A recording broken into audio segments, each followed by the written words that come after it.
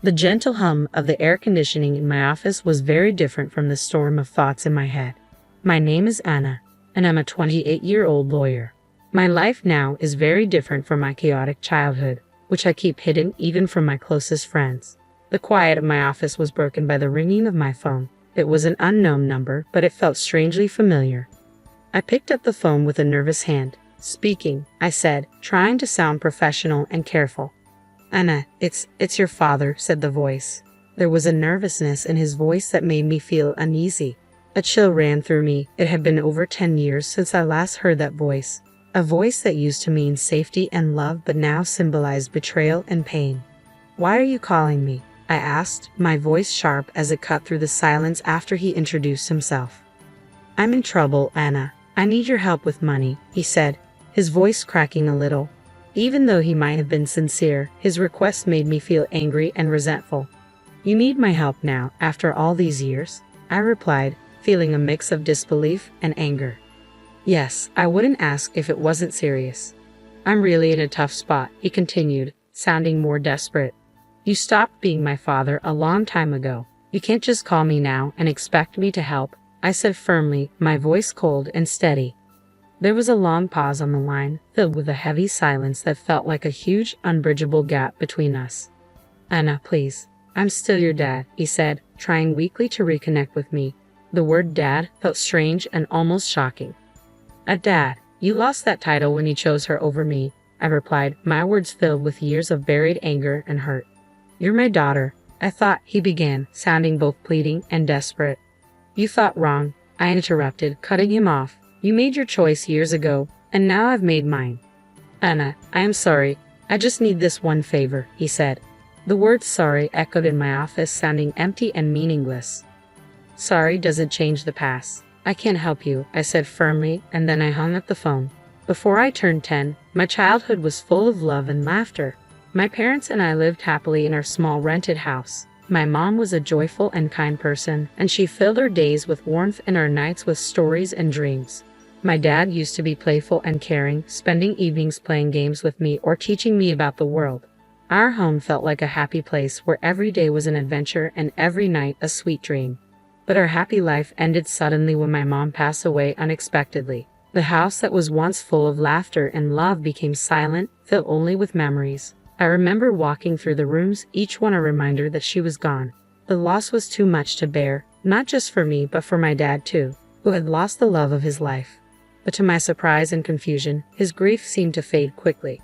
Just a few months later, he brought home Marissa, a woman who was going to play a big role in our lives. I remember the day he introduced her, a day that changed my childhood forever. "Anna, this is Marissa. She's going to be staying with us," my dad said one evening. His voice didn't have the warmth I was used to hearing. I looked at Marissa, hoping to see some kindness or friendliness in her, but I found none. She seemed imposing, and her gaze was cold and calculating from the very first moment. I felt a change in the air, a shift that filled me with a sense of dread I couldn't explain. "Hello, Anna," Marissa said. Her voice was smooth but lacked real emotion. Her smile didn't comfort me, it seemed to hide something sinister. In the days that followed, the house felt different, as if the walls themselves were shrinking away from her presence. The happy memories of the past seemed to fade, replaced by a lingering unease that settled everywhere. I kept looking at Marissa, trying to find something nice or kind about her, but her every look and gesture seemed filled with an unspoken hostility. It became clear that she wasn't here to fill the void my mother had left, but to create a new story where I didn't belong. As I watched her move around our home, a home that once felt safe and happy, I couldn't shake the feeling that her arrival marked the start of something bad. The way she looked at me with eyes that seemed to hide more than they showed made me worry about the future. After Marissa arrived, it felt like I was living in a nightmare I couldn't escape. The house, once filled with my mother's laughter and love, now felt cold and unwelcoming. Marissa's presence cast a shadow over everything, turning even simple daily routines into struggles. One morning, as I sat down for breakfast, I noticed my food tasted unusually salty. "Marissa, did you put too much salt in this?" I asked hesitantly. "Oh, did I? It must have been a mistake. Just eat it, Anna. Don't be so picky," she replied, her tone dismissive and almost mocking. The incidents became more frequent and mean-spirited. I remember finding my clothes ruined after they were washed.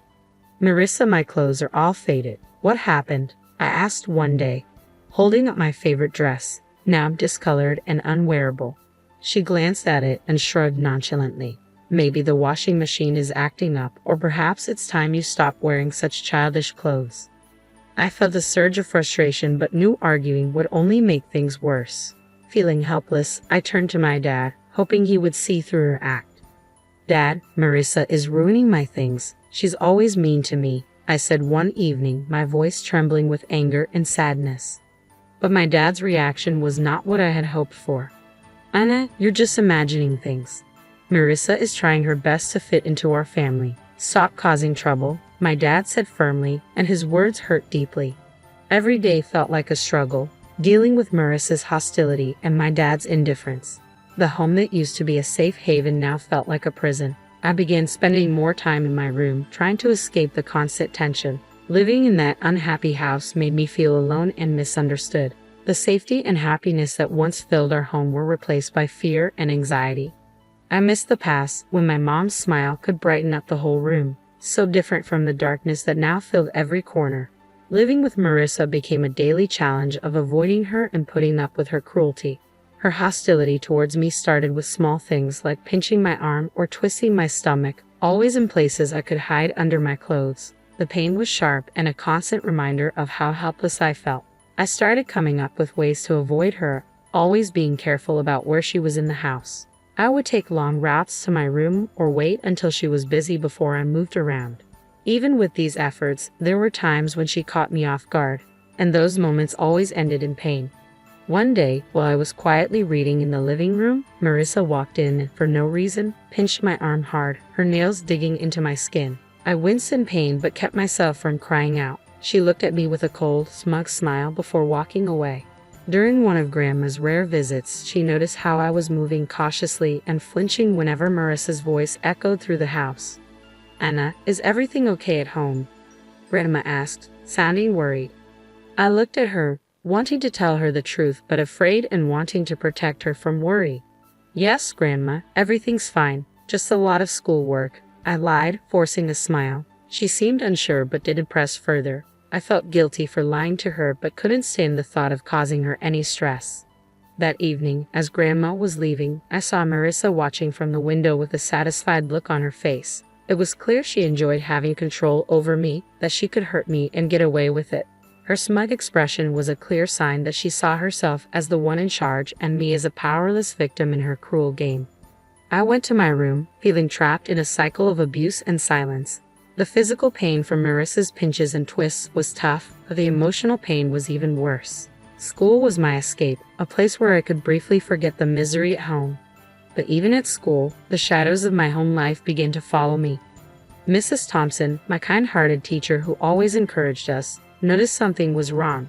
One day, as I handed in my homework, she gently took my wrist and saw the bruises on my arm.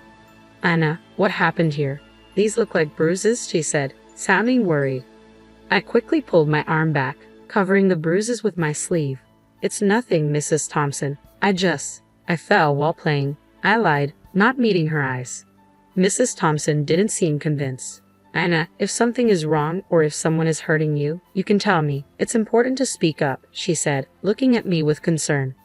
I wanted to tell Mrs. Thompson everything about Marissa and how I lived in fear, but I couldn't find the words. Instead, I forced a smile and said, Really, Mrs. Thompson? I'm fine. It was just a silly accident. She looked at me thoughtfully, then nodded slowly. Okay, Anna, but remember, my door is always open. You're not alone, she said with a reassuring smile. I nodded, feeling a lump in my throat. Her kindness made it even harder to keep up the pretense that everything was okay. As I walked home, Mrs. Thompson's words echoed in my mind. I felt grateful for her concern, but also deeply lonely, carrying my burdens alone. The idea of telling the truth about my home life was frightening. I worried about what Marissa might do if she found out I had talked to someone. That night at dinner, I was quiet, lost in thoughts about Mrs. Thompson's offer to help. Marissa noticed my silence. Why so quiet tonight, Anna? Cat got your tongue? She asked, her tone mocking. I just shook my head and kept eating, trying to make myself as small and invisible as possible. After dinner, lying in bed, I felt overwhelmed by my situation. Mrs. Thompson's concern showed me that people cared, but I was still too afraid to speak up. I was stuck between wanting to tell someone and fearing what Marissa might do if she found out. The day Mrs. Thompson decided to involve my father was filled with anxiety for me. I sat nervously in the principal's office, worried about how my father would react. When he finally arrived, he looked stern and embarrassed. "What's going on, Anna? Why did the school call me here?" he asked sharply as he walked in. I looked at Mrs. Thompson, hoping for support. Trying to steady my voice, I said, "Dad, Mrs. Thompson saw. She saw the bruises, feeling his intense gaze on me. Before I could explain more, he interrupted, his anger clear. "Bruises? What are you talking about? Are you making up stories again?" Mrs. Thompson spoke up, her voice calm but firm. "Mr. Smith, I'm worried about Anna. The bruises on her arm don't seem accidental. We need to look into this." My father's face grew red with anger. "She's perfectly safe at home. Anna, are you spreading lies about our family?" he asked, clearly disappointed in me. The tears I had been holding back started to fall. "It's not lies, Dad. Marissa, she's been hurting me." I finally told the truth, but he looked completely shocked. "Marissa? That's absurd. She's been nothing but kind to you. I won't let you accuse her like this," my father said. "But Dad, it's the truth," I cried, trying to make him believe me. He stood up abruptly, losing patience. "That's enough. Tell Mrs. Thompson you made it all up." I turned to Mrs. Thompson and repeated his words. She nodded but didn't say anything. When we got home, my father locked me in my room without another word. Through the door, I could hear Marissa's voice, pretending to be concerned. "I told you she's just seeking attention," she said. I sat on my bed, feeling completely alone and hopeless. The one person I thought I could always rely on had turned away from me. My room, which used to be my safe place, now felt like a prison. I lay there, thinking about everything that had happened. The physical pain from Marissa was hard, but the real hurt came from being disbelieved and punished by my own father. It was a harsh realization that the person who was supposed to protect and love me was now causing me the most pain.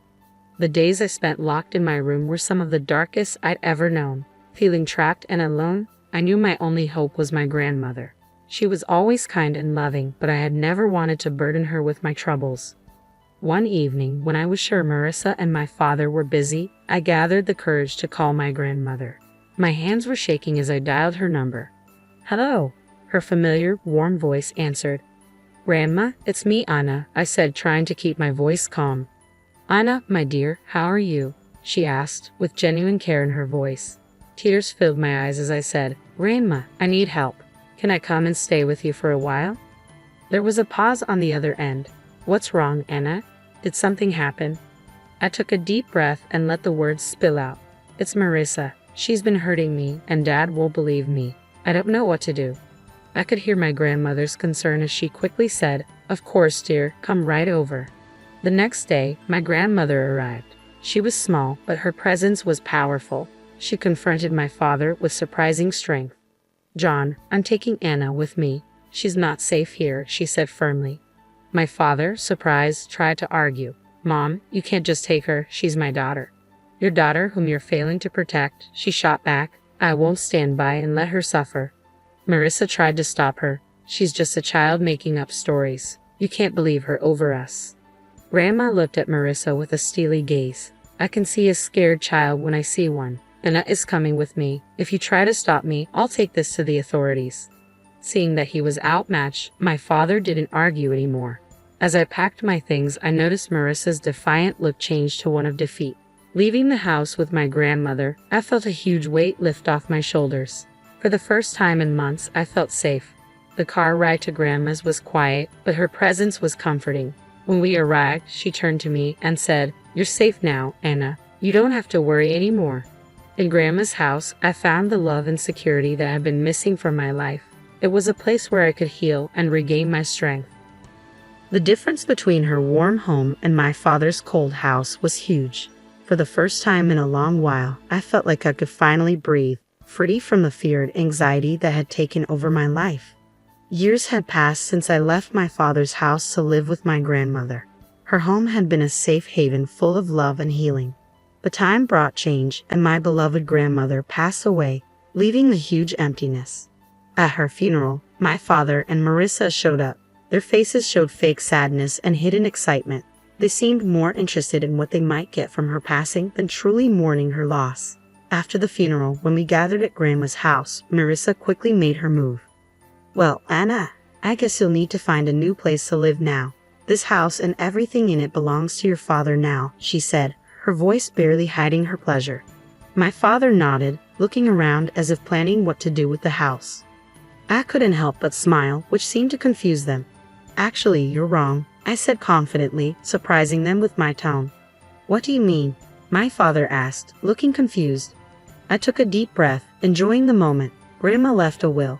She left the house and a lot of money to me," I'd explained, watching their faces go from confused to shocked. "But you're just a child. I'm your father. I should be in charge of your inheritance," my father stammered, clearly feeling entitled. Marissa added, her voice sharp, "Yes, until you're of age, your father will manage your property." Their reactions were almost funny. "You didn't even bother to wish me a happy birthday. I turned 18 a month ago. I'm legally an adult now. I make my own decisions," I said firmly, enjoying the look of realization on their faces. My father's expression changed from shock to anger and then to a desperate plea. "Anna, you can't do this. We're your family," he said, trying to convince me. I looked at them, old memories flooding back. "You stopped being my family a long time ago," I said calmly. Marissa stepped forward, now begging. "Please let us stay in the house. We have nowhere else to go. We didn't renew our lease." I shook my head. "This is my house now. You'll have to find somewhere else to live." As they left, I felt years of pain and neglect lift from my shoulders. I stood in the house that was now mine, a house full of my grandmother's love, and felt a sense of closure. The past still echoed in the house, but the future was mine to shape. I sat there with my phone in hand, feeling a mix of emotions, anger, betrayal, and a sense of injustice. But through it all, there was also a feeling of strength, a reminder of the resilience that had helped me through the toughest times.